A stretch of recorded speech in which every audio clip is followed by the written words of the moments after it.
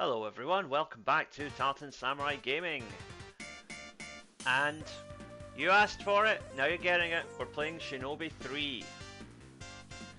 The sequel to Revenge of Shinobi, which to date has been the most successful video on the channel, so I guess you want more of this. So, basically it's a couple of years after the events of Revenge of Shinobi, and the Neo-Zed are at it again. But this time, they're not just a gang of evil ninjas, they're also bringing in biological weapons, robots, all kinds of nasty stuff. So our hero, Joe Musashi, has to go back out there and take down the bad guys. So, here we go.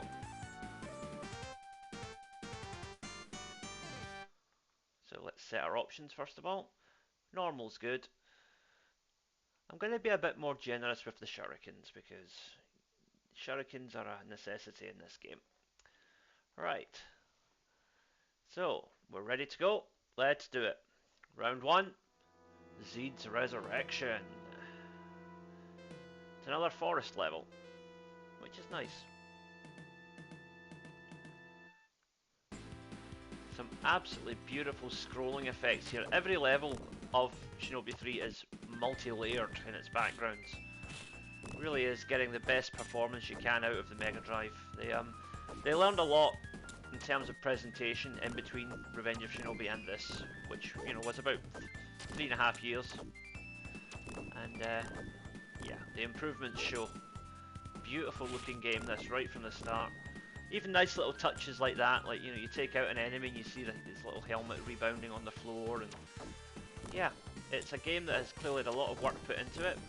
And Musashi does have some new moves as well, so let's showcase a few of those. So first of all, you can block projectiles by holding the attack button, like so, and you can still advance forward while you're blocking. Can't block swords though. Try and show a successful block here. Yeah, that's how you block. You can also jump kick. So we'll jump kick this guy and this guy. Good way to save on ammo. Now the blocking really comes into its own here. So watch this. We move forward. Oh, that was supposed to block him and it apparently didn't. There. Okay, we have to duck. That's the thing. My mistake, sorry, been a while since I played this. Just for expediency, we'll just jump in. Now, here's the sub-boss, end of level 1.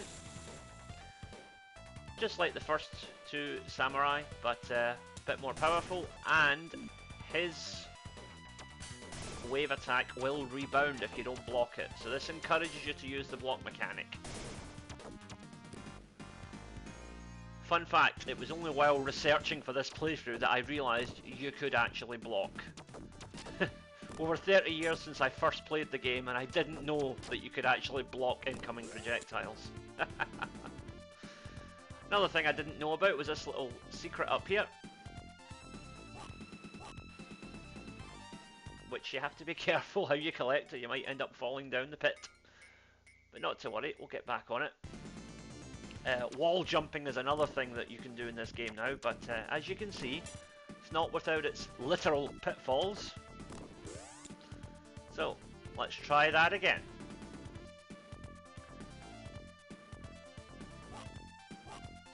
There we go. Extra magic. Down we go. And we're just kind of moving through the enemies here. Again, like most of these types of games, level 1 is basically a glorified training level just to get you up to speed with the controls and the various combat mechanics. So this is where we use our wall jump. So basically you just hold the jump button as you approach a wall and you can spring off of it. Watch out for the spikes.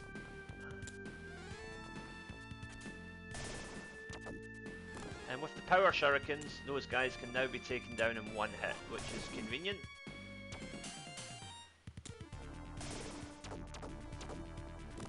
But 3 hits now since I was stupid enough to lose my power shurikens. Wall jump again. And in many cases now, depending on the situation, you can also do a sort of Spider-Man style ceiling crawl as well. Okay, watch out for him. Yeah. Yep, the time bombs make a return, and they can almost put you over an edge like that if you're not careful.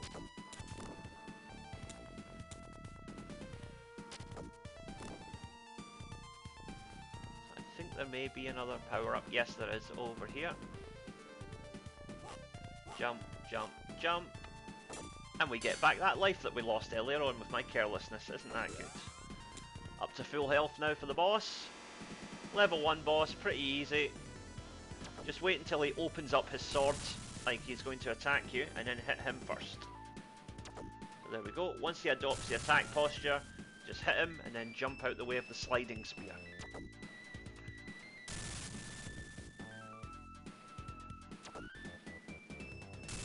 Generally speaking, this game has easier bosses than Revenge of Shinobi, I think, but the actual levels themselves are more difficult. However, you do have a much wider range of moves to get the job done. So, a commenter asked me on my Revenge of Shinobi playthrough, you know, what can I do? I like the look of this game, but it looks very difficult. And I would say that if you think Revenge of Shinobi is too difficult, I would start with Shinobi 3 actually, because it'll get you into the series, and it is the easiest of the games to just pick up and play, because you have so many more moves at your disposal, and generally speaking it's not quite as difficult as Revenge of Shinobi for a newcomer. Combat is more forgiving, you have a bigger energy bar. It's just, yeah, it's an easier game to get into if you're new to Shinobi games, I would say. Level 2. And we're going into a sort of military base here, but first we got a horse ride. Yes, there are side-scrolling elements to this game now, and so we ride a horse in level 2, and later on we will go surfing as well. Now, when these bad guys disappear from the front, you have about 2 seconds before they will appear in front of your character. So once they disappear off the back of the screen, you've got about 2 seconds. Now that warning sign means there are hurdles incoming, and if you don't hit the hurdles, your horse will get hurt and you will take damage. 1, 2, fire. So I saw 3 coming in the background, therefore I fired off 3 shots. I think you get how this works now. Watch out for the hurdles. And our horse can actually jump kick as well. Watch this. Like so. Well, in doing so, we missed the extra life. That was a bit careless.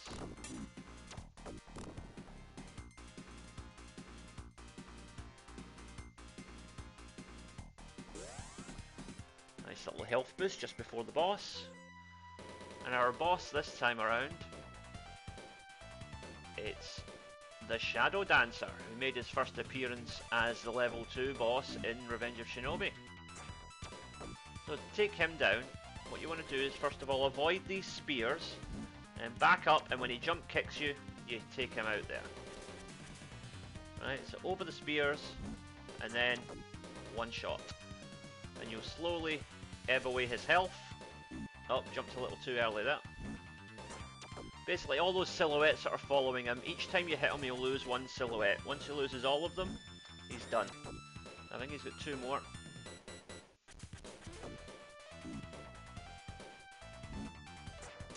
There we go, he's down. And now we move into the military base.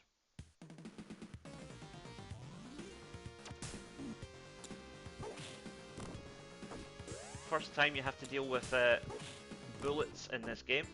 And they do move a little bit faster than they did in Revenge of Shinobi, but as I said, you've got a far wider range of options for how to avoid them, so it's a trade-off, but generally one that goes in the player's favour, I would say.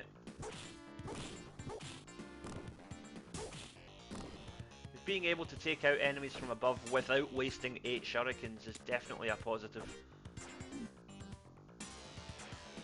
Those boomerang enemies were definitely something taken from Shadow Dancer, which was an arcade Shinobi game which came out between Revenge of Shinobi and Shinobi 3.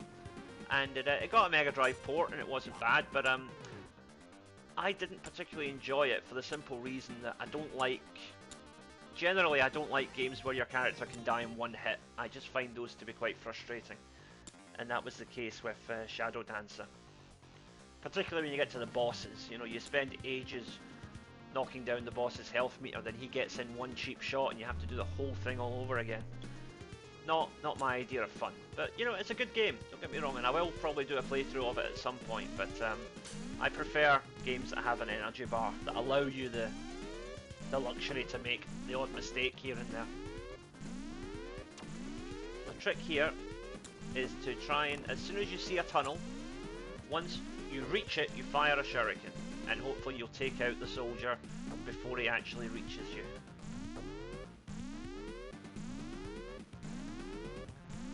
And of course it wouldn't be a platform beat 'em up without a stage where you have to go up a lift. So that's just par for the course on these things. Streets of Rage has it, Double Dragon has it. Pretty much all these types of games have it.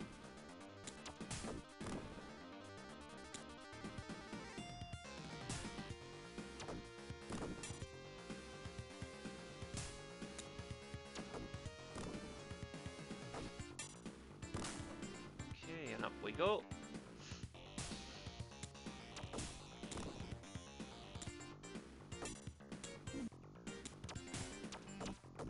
There are power shurikens there, but we would end up getting crushed if we tried to collect them, so I'm just going to let those go. This is one of those levels that is constantly scrolling up, and if you fall down below the visual line, you're going to lose a life.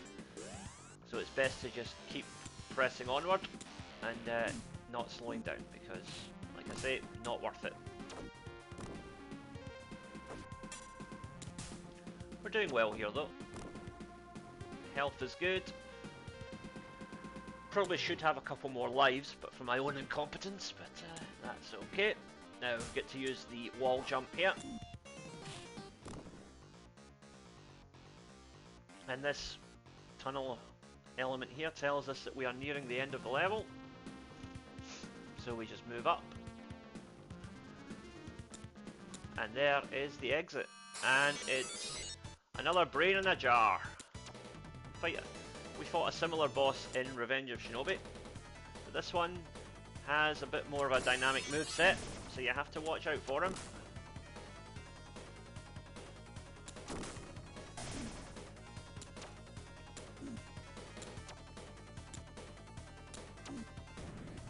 Yeah, and when he does that warping effect, basically your controls are inverted. So I have to press left to go right, and I have to press right to go left. You get the picture.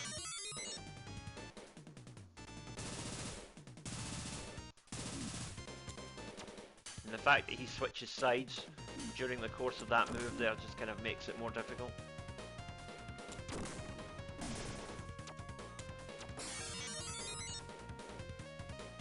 Difficult boss this one, just because of his movement. And the fact that you end up inadvertently walking into the streams of projectiles because of the inverted controls.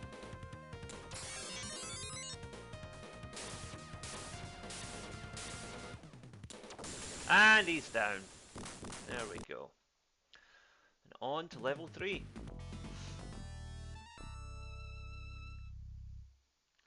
Level 3 is where things take on much more of a biohazard style thing.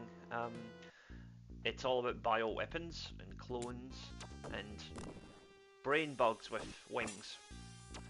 And zombies. Lots of slimy zombies. All good fun.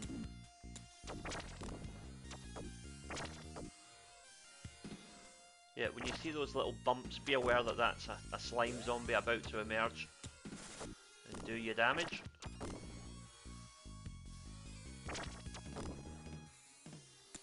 Try and take out those flying enemies before they actually mobilize if you can. It just makes things a lot easier in the long run.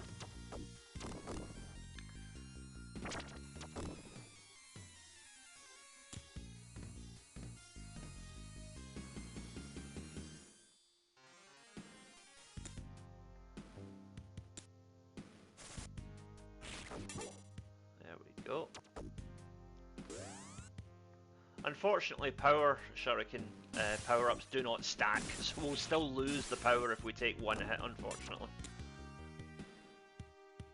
Where did that bug go? There he is. Okay. Brains in jars. Yes. Kind of reminiscent of Robocop 2, that. There was a film that really kind of jumped the shark, didn't it? I mean, it's not a bad action movie in its own right, but none of the satire of the first film, and just too much gore, which really didn't advance the plot at all. Anyway, I digress. Been rumours of a Shinobi movie for a while. I'd like to see that happen.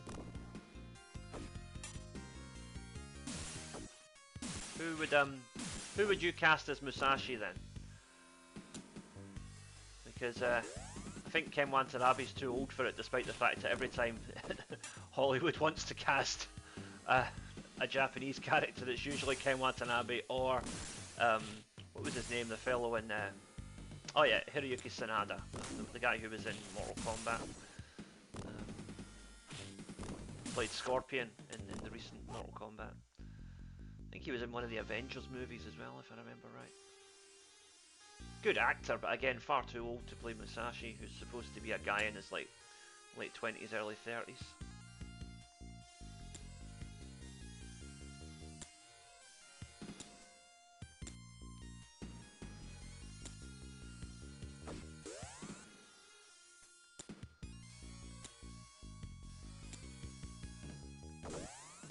Okay, now what we have to do here is a bit of upward traversal. Now we can't go up there directly, so we have to use these platforms to reach the ceiling and then wall climb across. Or ceiling climb rather. Oh dear, making a bit of a... Now, but instead of going straight across, go back over here and there'll be some nice little power-ups for you. Now we can go across and into the second half of the level.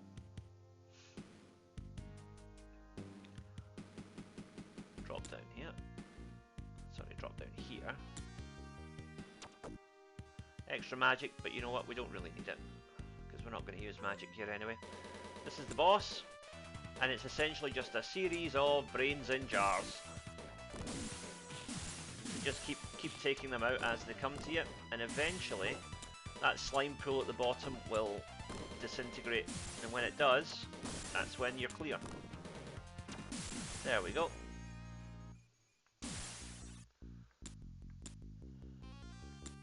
Is there anything up here? I've never explored up here before, actually. I guess not. Oh well. And now we're going into full-on body horror here. Some sort of weird techno-organic mess. And that big guy in the background, he is the level boss. But until we reach him, we have to run around here and dodge that targeting reticle. If that targeter gets you, you are going to take damage, because he's going to shoot his laser weapon at you. And the danger is those stag beetle type things, they will lock you in place, allowing the boss to lock his target onto you. So you've got to keep moving and do not get caught by those pincers. It's a short level, this one, but it is one that can trip you up if you're not aware of the mechanics of it.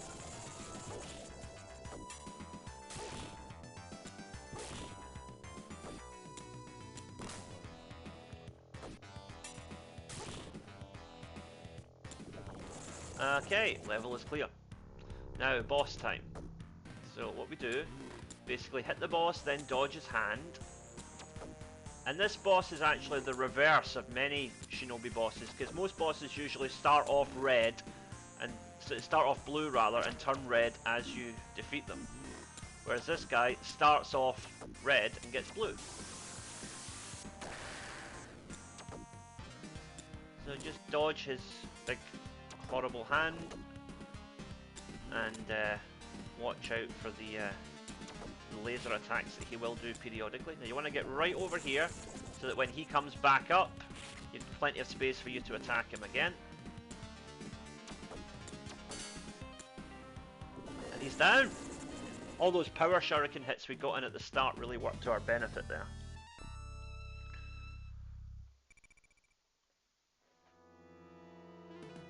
now it's time to go surfing. Good fun level, this. So again, same rules apply. Once the guys disappear off the background, you've got about 2 or 3 seconds before they emerge in the foreground.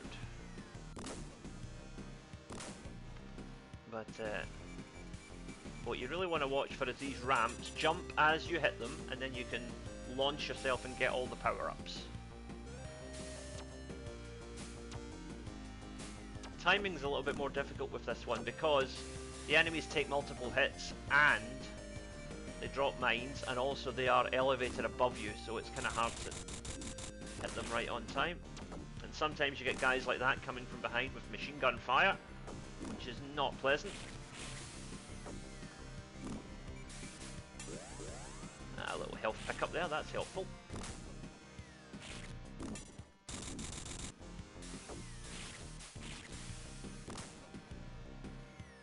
And your up-close sword attack does a good bit more damage than a shuriken, so it is ultimately more useful.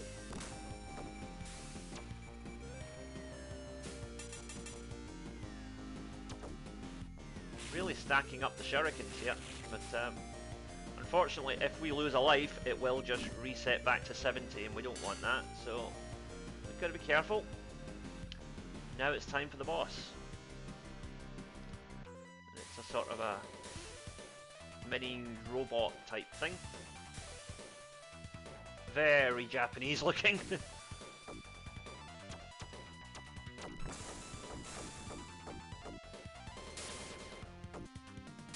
Just keep shooting at him. And, when he has his shield raised, don't bother because your weapons will just bounce off him. So only fire when he's making himself available for a shot.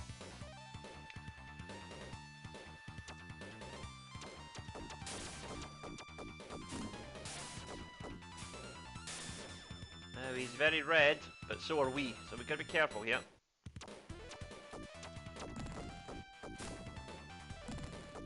There we go, he's down. Hopefully there's some health in this level.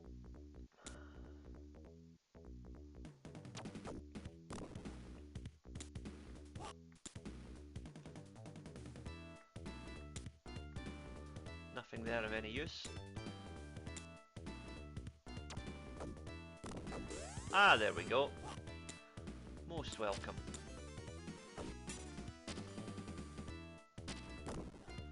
So those guys shoot out jets of flame, and you want to, yeah, you want to be careful of them because that's what will happen. Oh well, we were always going to lose the shurikens eventually, so not to worry, we'll soon get them back and more.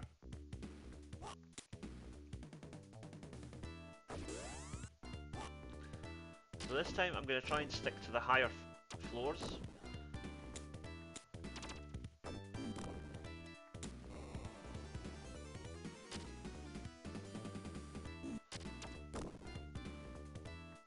What's this?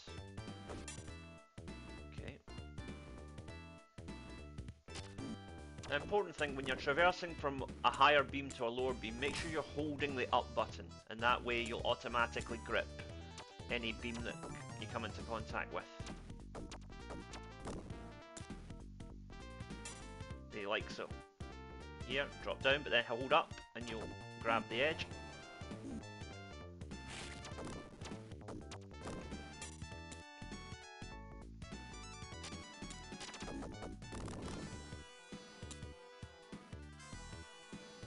Just check there's nothing too unpleasant ahead of us. Ah, there's some health, that's good.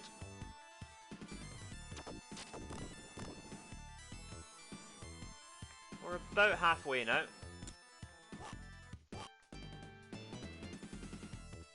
Nope, nothing here for us. And I guess I should talk a little bit about the design process of Shinobi 3 because it went through a lot of revisions. The game was actually scrapped and restarted from scratch when it was about 90% complete. So you can still, if you look back on old video game magazines from the time, you can see like early 1993 there was a series of exclusives in various Sega magazines talking about the look of Shinobi 3, and the screenshots that you saw were very different from what we have here. I mean, one of the big examples was that Musashi actually had a new type of ninja magic called, I think it was called Hakuryu or something like that, and it was basically you rained down these purple crystals on your enemies. But the design decision was taken that basically it did the same damage as the fire magic and it had the same range, so why bother really replacing the fire magic? Just stick with that. So in the end up that magic was dropped because it also freed up memory for the programmers to do other things. Because remember, back in those days, cartridges memory was at a premium. I mean, the entire capacity of this game is only, I think, 8 megabits. So you know, it's nothing when you think of the gigabytes of data you get on one game these days.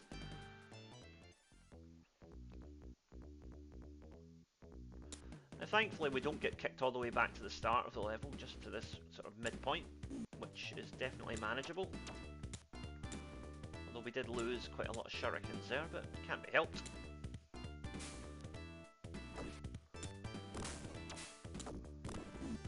Ah, you gotta watch out for those stray shurikens, they will get you.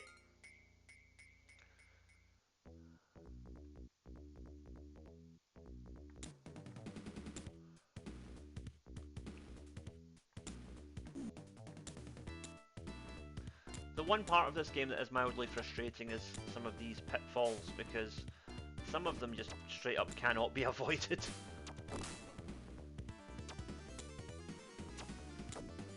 There we go.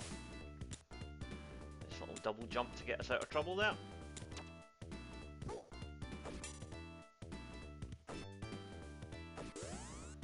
Okay.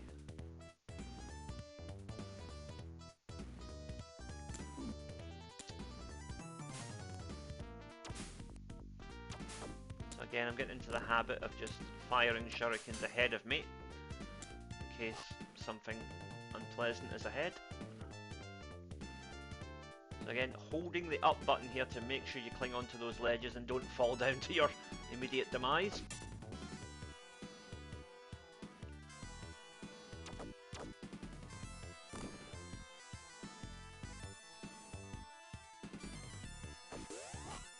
So we get the extra magic and then we use the wall jump to get to safety.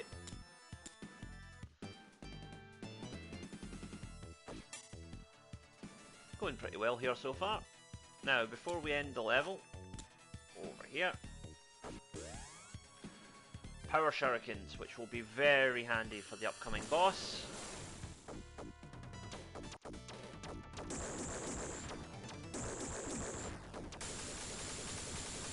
Phase 1 was basically the power shurikens enabled us to just kind of brute force that there. But now Phase 2, this machine will slowly reconstruct itself, and you have to take down each part individually. So first is that little gun turret. I'm going to take out the gun turret. If you time it right, you can kick, you can fly kick it, but we don't really have the time right now. Do you ever? Ah, there's some extra health, that's helpful.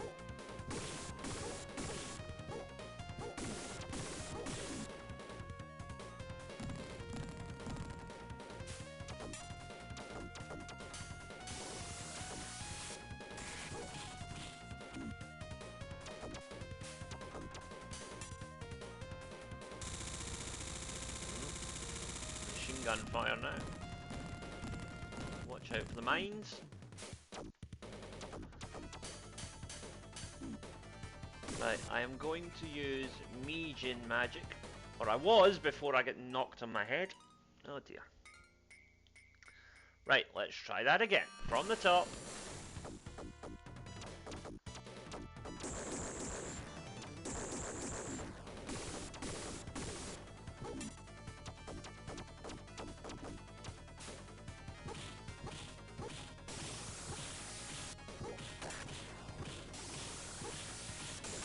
That is tricky, but if you can time it, saves a whole lot of shurikens. Just bouncing on the boss's head basically and repeatedly jump kicking him with your surfboard.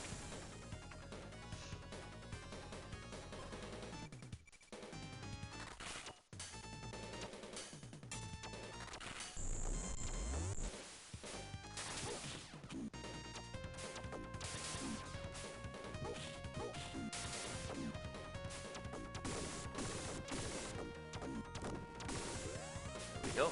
Okay.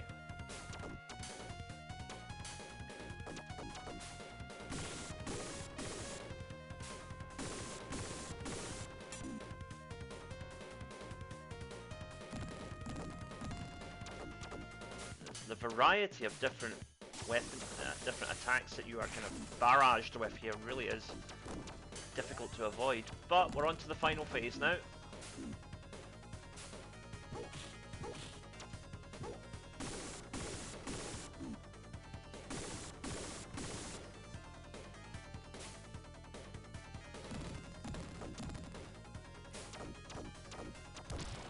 Okay.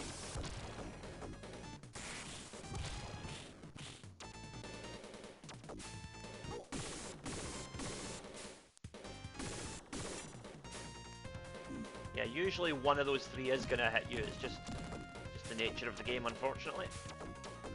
We're making good progress here, and we've done it. The boss is down.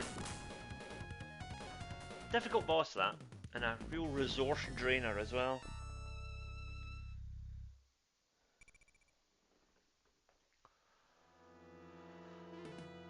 Round 5. Things get very technical in this level, because it's all mechanical stuff.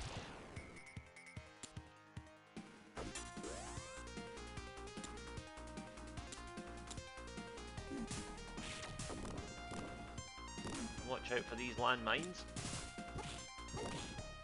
You'll be jump kicking a lot in this level, because you want to try and avoid the floor as much as possible.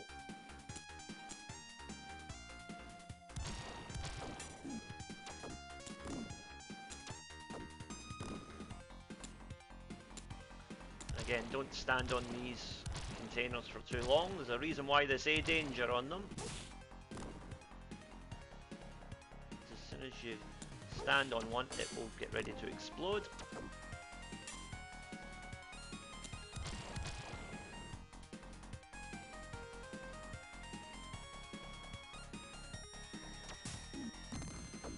A crafty little thing ducking down just as I was about to shoot. See, the enemies definitely get better as you get through the game. They get more intelligent in terms of avoiding your attacks and making sure that even if you take them out, they're going to get at least one shot off before you do. That health was definitely needed.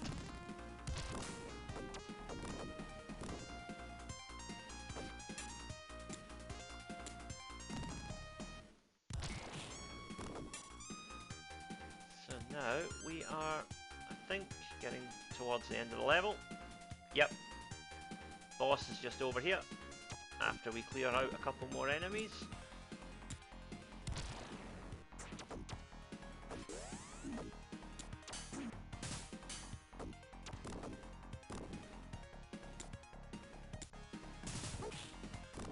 His gun was poised at just the right height there, that even if I just walked forward I was going to take a bullet in the toe.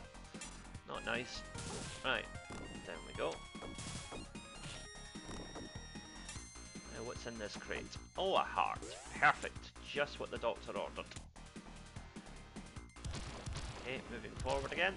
1, 2, 3. Yeah, lovely.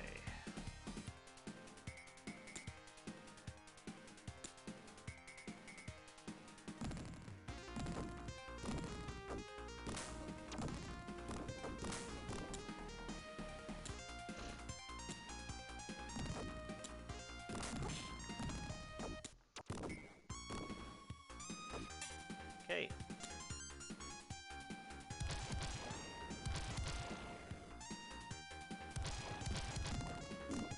Ouch, that's gonna hurt. Okay. Yeah, health is good because this is now the boss, I believe. Yes. And as you can see, it's a reused asset from the boss, the sub-boss of the last level, but this time he's on the ground, and he's a lot more powerful.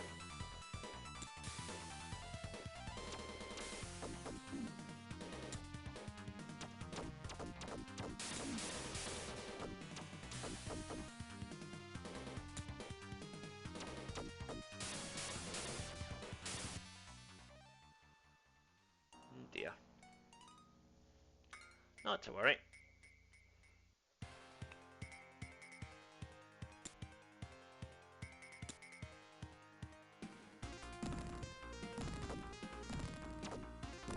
Not too far to go to get back to the boss.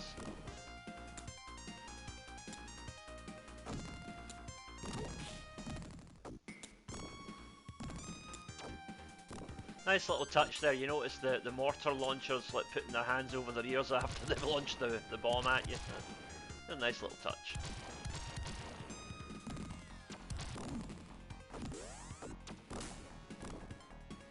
Okay, round 2. Let's do this properly now.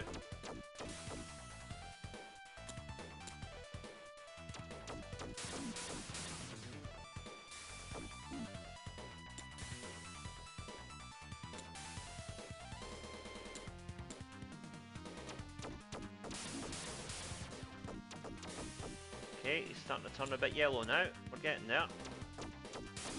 And he's red now. Not long to go. And he's down. Just kind of had to brute force that one. Now this level is as much a puzzle as anything else, because you're going to think that the level is closed off, but what it actually is you want to detonate these time bombs, and then they will blow up the floor beneath you to open up new areas for exploration, like so.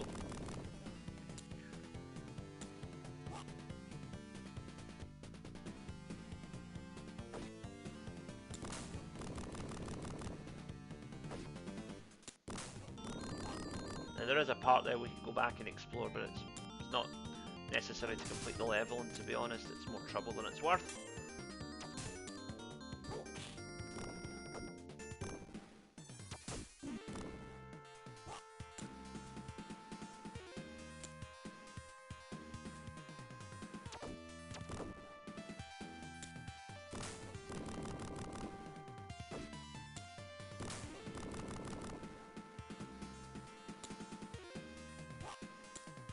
Think there's actually anything down there, so there might be, but I don't know. I'm not going to risk a life just to find out.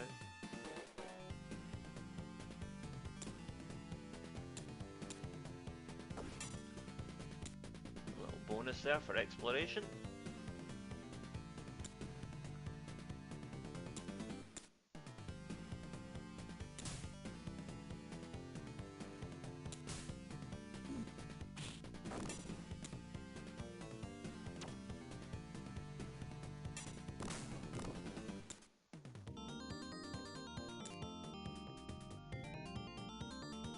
Music for this level's a little bit bizarre.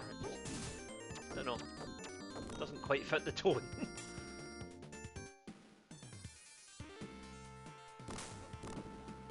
That opens up a little gap for us to drop down, pick up some nice bonuses.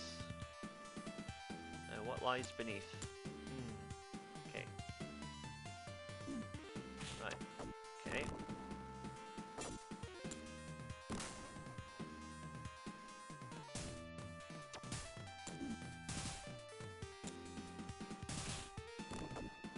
Uh-oh. Now we're in trouble. The entire floor has been destroyed beneath that pipe. So this level takes on a bit more of a verticality than the previous levels. So what we're going to do here is drop back down, and now this area has opened up for us. So basically it's about traversing back and forth and opening up new areas each time you detonate a time bomb. It's an interesting premise because it's, you know, it's more of a puzzle than a combat situation, but it also has its own little frustrations to it as well.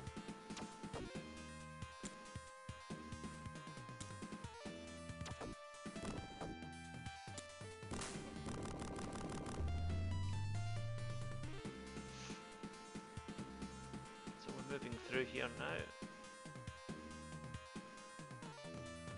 Gotta watch out for enemies ahead. Yeah, and that's what you don't want to happen. Sneaky ones, this lot. Right.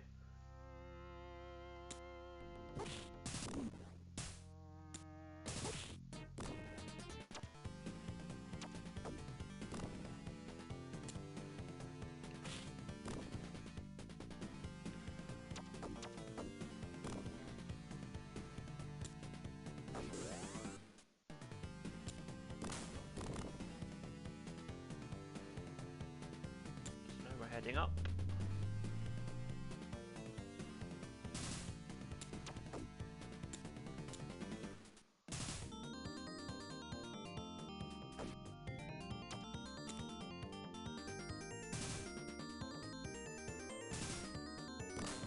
And we're basically, you know, as we did a minute ago, we're just going along here and trying to work our way through by opening up new areas each time we detonate.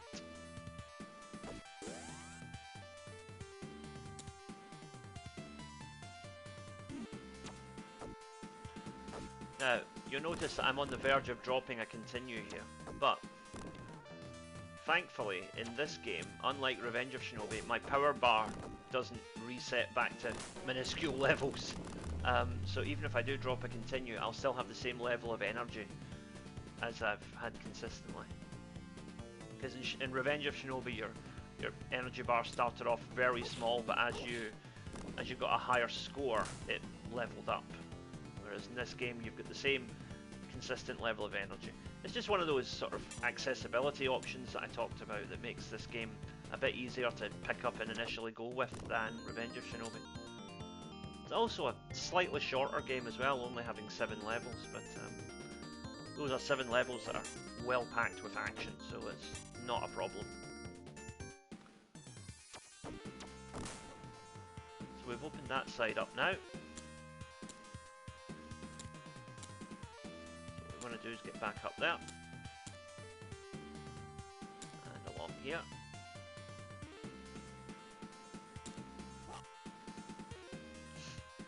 There should be a route through here now that's been opened up. Like so.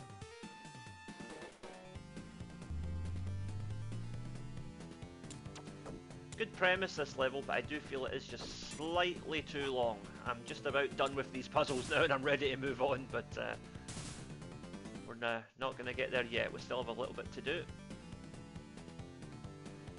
Big emphasis on the vertical aspect here. You see it's all about ascending and opening up pathways on both sides. So we got to go back across now to the other lift, or elevator, depending on your linguistic persuasion.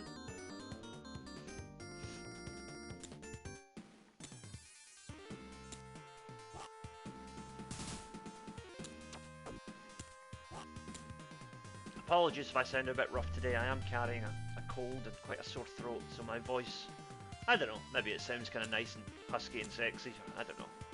Any case, it's apologies if I don't sound like my usual vivacious self. It's yeah, carrying a bit of a cold here.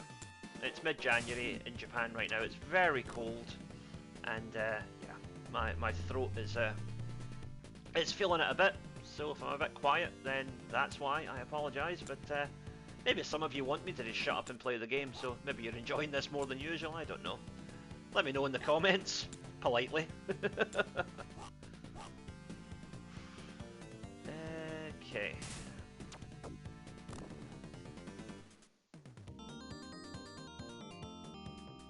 Oh, stray bullets there, gotta watch out for those. Right. So you see the pattern here, it's just about trying to get, as Jackie Wilson would say, it's just about getting higher and higher. And we cleared. And now we get to fight the Dragon Zord. I mean the nondescript robot that looks a bit like Godzilla. Sega. What do you like?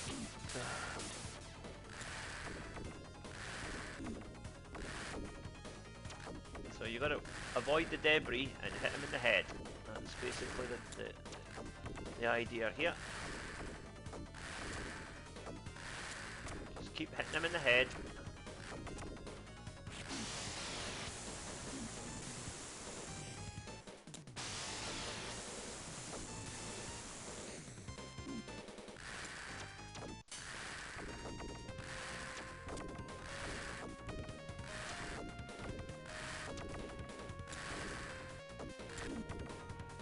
Now, I'm going to use fire magic here because very low on health, and if I have to use a continue, I'll be back to the start of the level, which I really don't want, because I don't like this level particularly.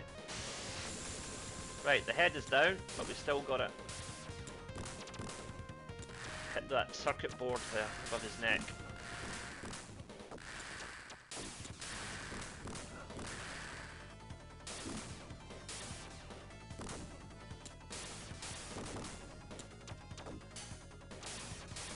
Oh dear.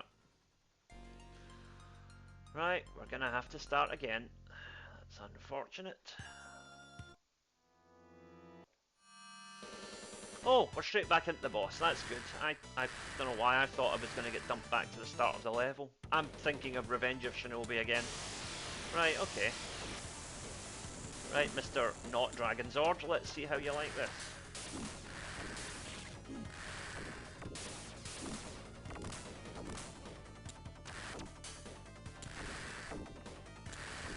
Unlike a lot of other bosses, this boss actually, the second phase is a lot easier because once you take the head out of the way, you no longer have to worry about those flames. And the laser fireballs are actually a bit easier to dodge than the fire.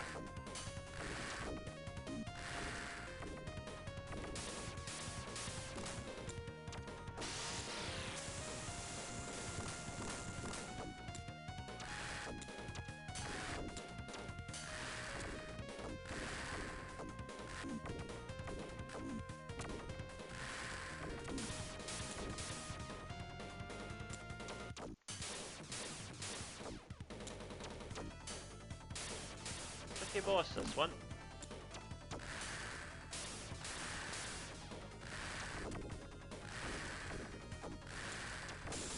Right, the head is down.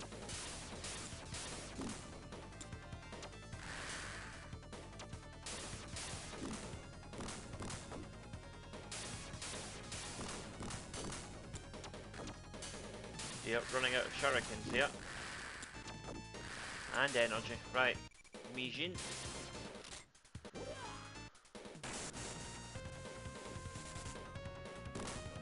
There we go.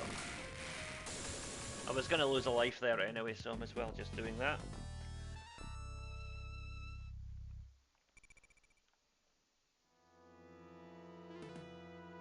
Now this is, in my opinion, the second most difficult level of the game.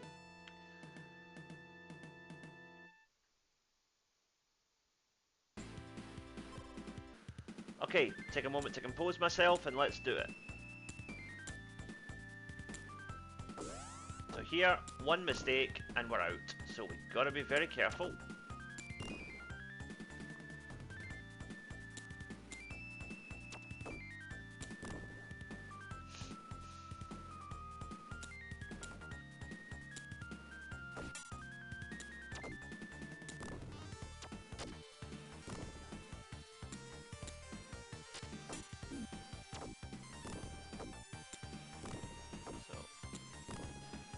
Remember where the enemies are, you can fire shurikens ahead of yourself to ensure a safe landing. But even then, no guarantees, because guys like that might just fly in out of nowhere and try and ruin your day.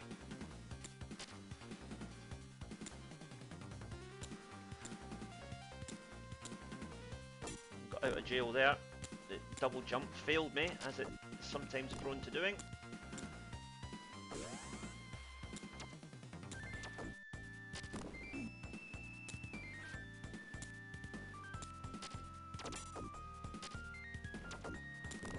It's kind of funny how they play the level 1 music here that's all kind of cutesy and upbeat while you're getting your proverbial backside handed to you by the most difficult level so far.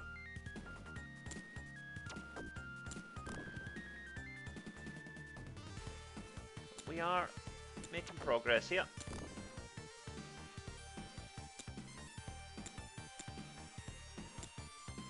And there's an extra life for our troubles.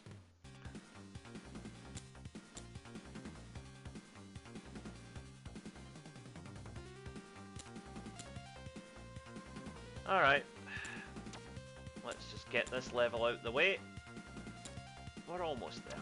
We're almost there.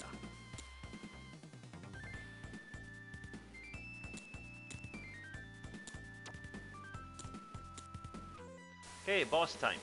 So what we do here, we just have to hit this cluster of feathers, and then it will take on a sort of birdman form. Hit him 6 times. So 1, 2, and then duck. 4, duck. And then he'll go back up. He's turning a bit pink. Hit the feather cluster again. And repeat. 1, 2, duck. As long as you crouch, he will always fly over you with that attack. Actually, it seems like a very difficult boss, this, because of the placement of the platforms and whatever, but actually, if you just stay in the middle and just know when to hit him and when to dodge, it's very rudimentary, he said as he took a hit. Me and my big mouth. Right.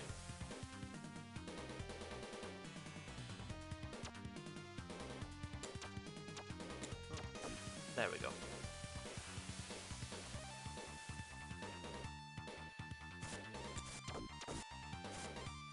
One, two, duck. 1, 2, duck. 1, 2, and he's down.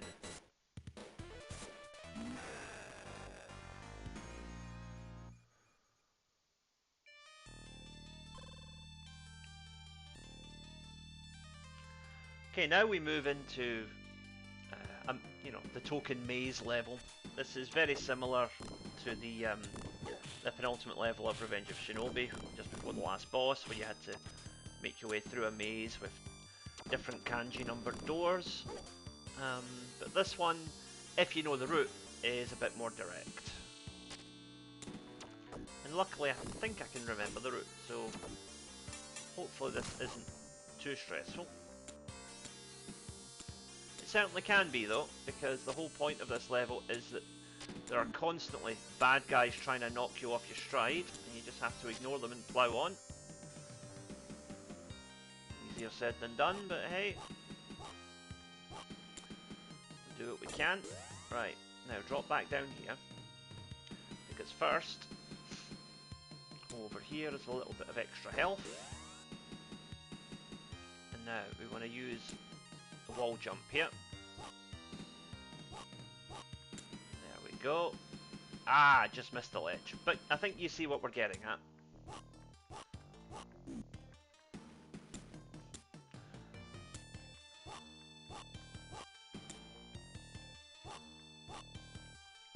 Land here and then jump over. Okay, now. A couple of flying nasties here as well that we want to take care of, because they will interfere with our jumping ability later on.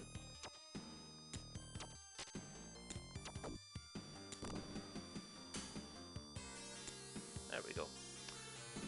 Right, so up and over, same as before.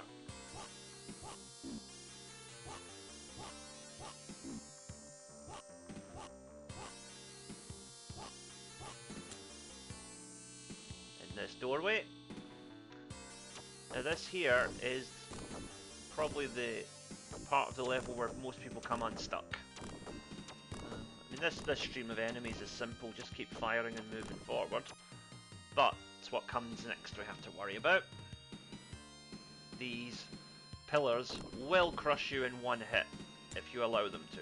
So you've got to move through them very quickly.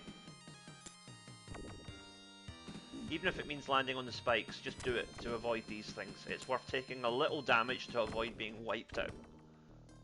Oh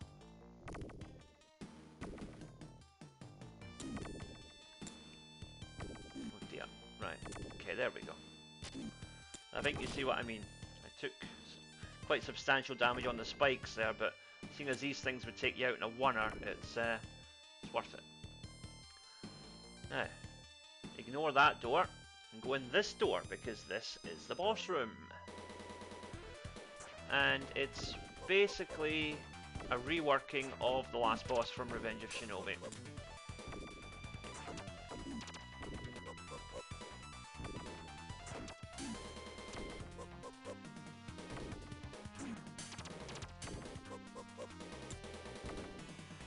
Two of them will appear, one of them is real, one of them is not. So you gotta take your chances.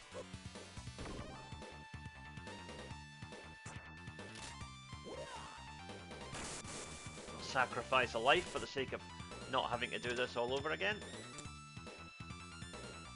Now we move on to the real true nature of the boss, which is much closer to the Revenge of Shinobi boss.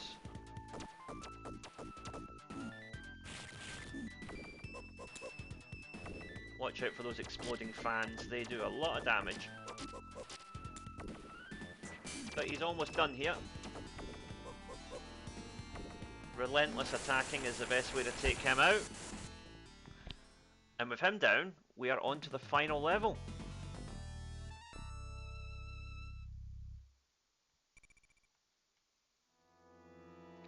The final confrontation, round 7.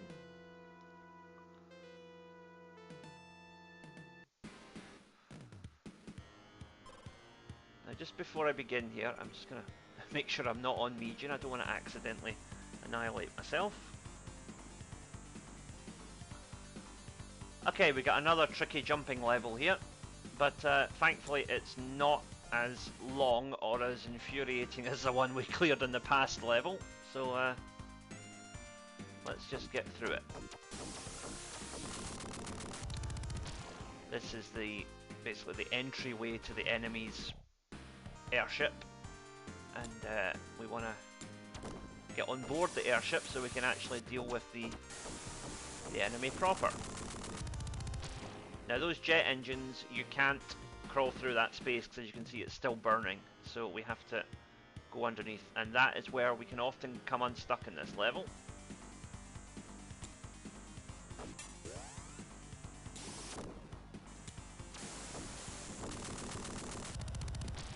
Having the power shurikens is definitely handy for expediting things on this level.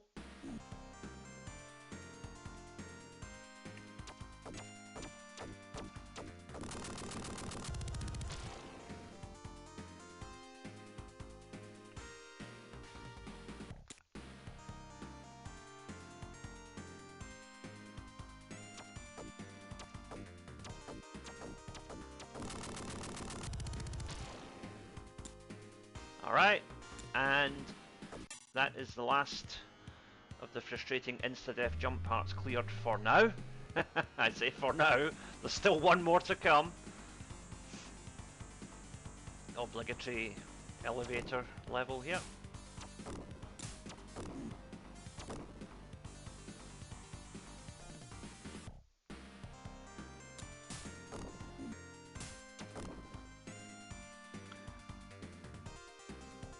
Generally what you want to do with these little cannons here is if you see two of them, attack the side that has two, because that'll do more damage if you miss it. So you can't hit all of them, so just hit the two that are clustered together.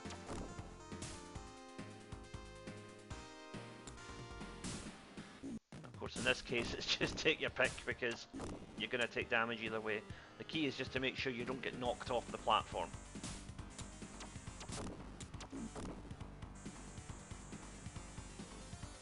Right, that's that cleared. So now we spring up. Now we're actually on top of the airship. But before we can go inside, we got to take care of the external defences.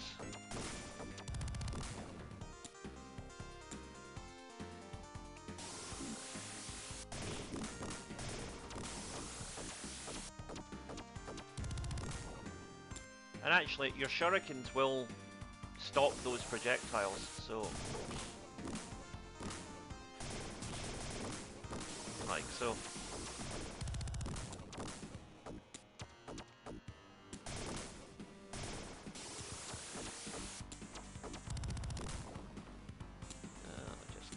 forward.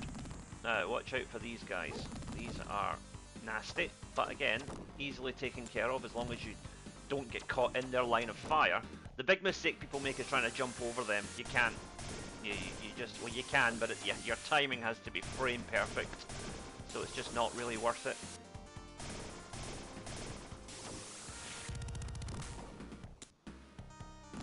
So again, just make sure you're not in the line of fire. Get down.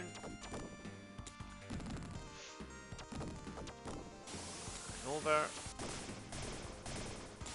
3 shots, then we do damage. Another 3 shots, then we do more damage. And he's down.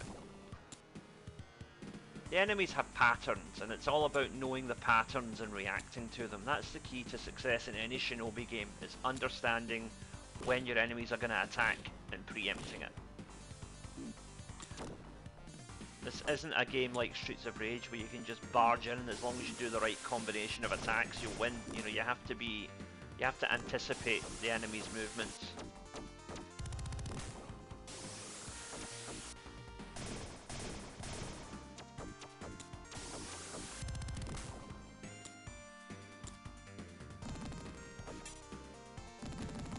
Oh, almost got in trouble there. See what I mean about making sure you don't get caught in that thing's line of fire. These drones can be a nasty little distraction as well if you don't take them out quickly.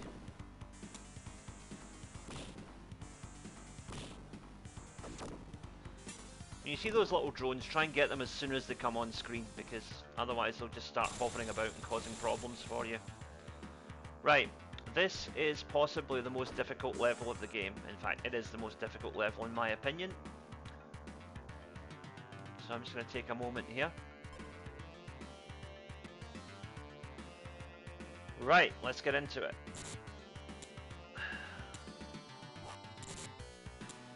There are hazards everywhere here, just waiting to trip you up. Some of the placement of these electrical beams and whatever is just downright spiteful, there's no nice way to say it. So lots of wall jumping in this level, and dependence on, well, basically memorizing where you need to be.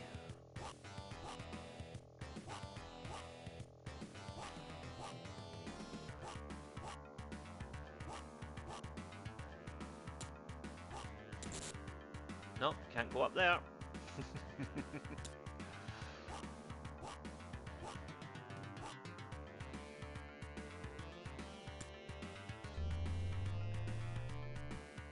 Some extra shurikens here, though health would have been better, if we're being brutally honest.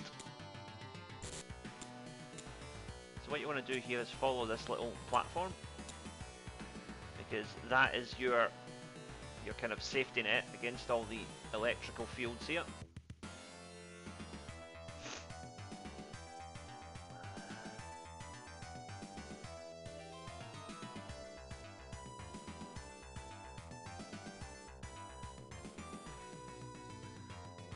Now, here, this is a difficult part because these platforms will start to drop as soon as you get on them. But you want them to drop just enough that you can jump without going into the electrical ceiling.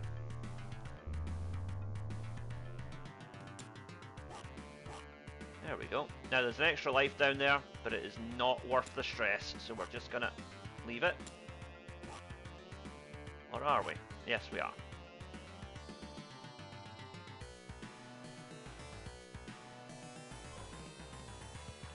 Take a quick breather, because this is possibly the most difficult part of the level coming up. Okay, let's do this. Some very difficult platforming coming up here. So, series of short jumps on disappearing platforms, and now descending platforms. Big metallic cigars. Okay, now up here, 1, 2, and then on the third shot you get an extra life. Lovely.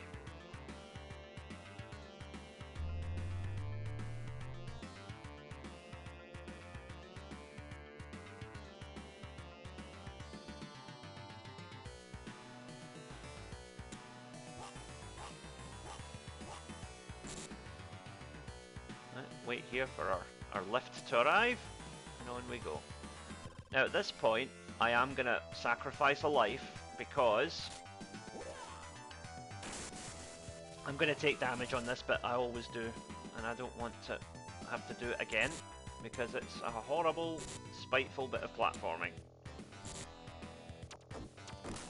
And of course there's a heart right there, but you know, I did take damage before that, so... Right, another quick break here. Okay, let's go.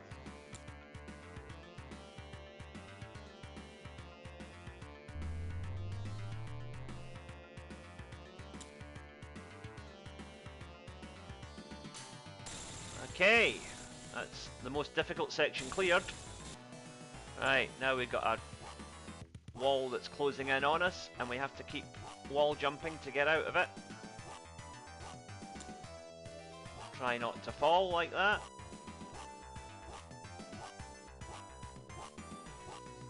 And just when you thought things couldn't get any more obnoxious, things like that start happening.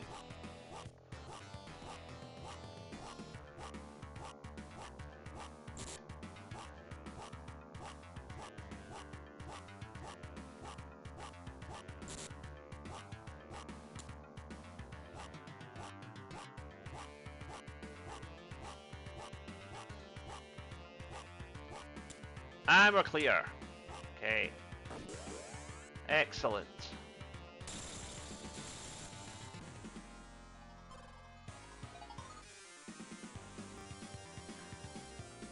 Alright, final boss time. Let's go.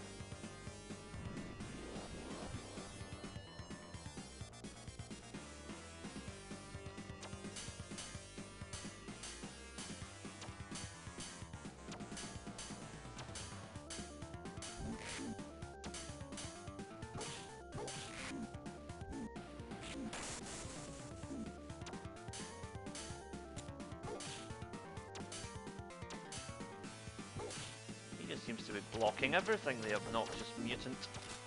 Right.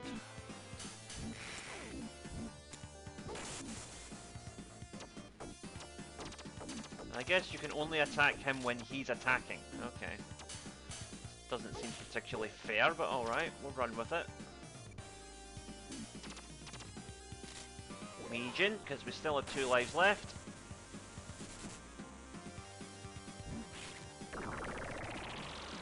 Now he moves into his final form.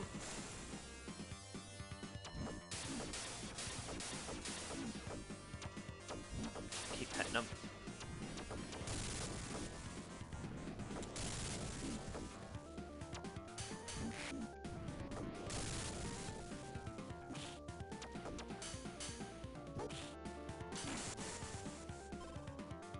Legion again onto my last life here, but that should take us very close to the end.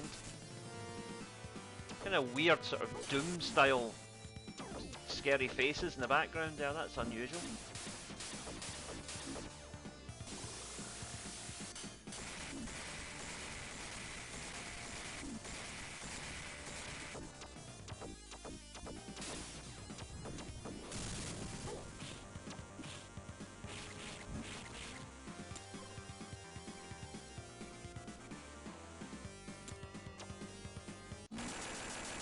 He's down! We got him!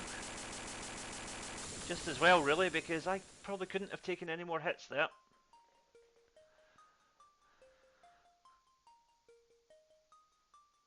And so we watch the enemy's ship crash into the ground. Job done once again. Our hero has emerged unscathed. But unfortunately, it'll be another 10 years before you would get another good Shinobi game. And the PS2 Shinobi is a very divisive game because it's a very different game from this, but I think it was alright.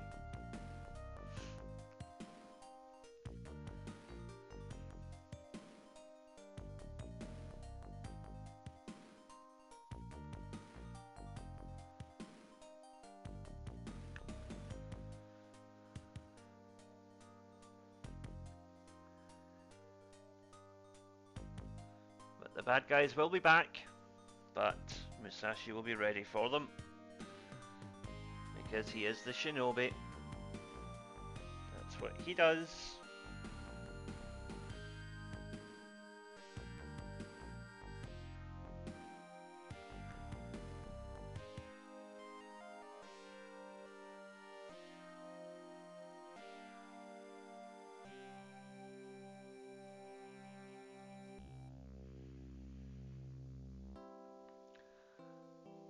And so, this brings another playthrough to a conclusion. Good game, this. I still prefer Revenge of Shinobi if I'm being entirely honest, but Shinobi 3 is probably more accessible to newcomers, so it gets a thumbs up for that alone. And it's a good game. I like it. Good fun. Graphically excellent. Great music as usual. And yeah, just a really good, fun, if occasionally frustrating platformer. So I hope you enjoyed this as much as I did. So please be sure to check out our other content on the channel. Lots of retro gaming there for you. New videos uploaded every single day right here on Tartan Samurai Gaming. Thank you for watching. I will see you next time.